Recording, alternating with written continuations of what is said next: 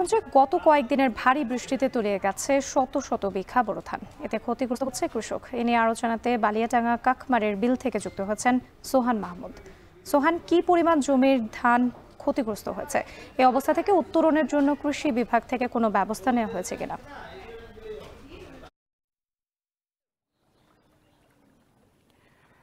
রাত্রি আমি যে জমিটিতে এখন দাঁড়িয়ে আছি এটি আজ থেকে 4 দিন আগেও ছিল ধানি জমি। এখানে স্বপ্নের ফসল ফলিয়েছিলেন এখানকার চাষিরা। তবে গত 3 দিনের ভারী বৃষ্টিতে তলিয়ে গেছে এসব জমির বোরো ধান। চাষিরা এখন ভোগান্তিতে পড়েছেন, কারণ এই এলাকায় যতগুলো জমি আছে প্রায় এখানে 100 বিঘার বেশি জমি। এই 100 বিঘার বেশি জমির ধান তলিয়ে গেছে ভারী বৃষ্টিতে।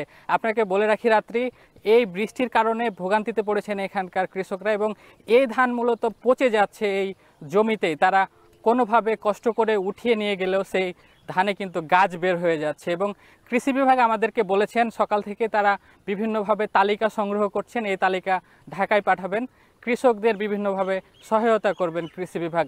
আপনাকে বলে রাখি রাত্রি, চাঁপাইনবাবগঞ্জে 58 মিলিমিটার বৃষ্টি হয়েছে গত 4 দিনে এবং চাঁপাইনবাবগঞ্জে 47,000 হেক্টর জমিতে এই বোরো ধান চাষ হয়েছে। তো রাত্রি মূলত এখানকার যারা কৃষক রয়েছেন তারা বলছেন এখানে শুধু না, আশপাশের প্রায় কয়েকশো বিঘা জমি তলিয়ে গেছে এই ভারী বৃষ্টিতে। এবং আমরা খোঁজ নিয়েছিলাম নাচল, গমস্তাপুর এবং ভোলাহাট, সেখানেও বেশ কিছু জমি আসলে তলিয়ে গেছে এই ভারী বৃষ্টিতে।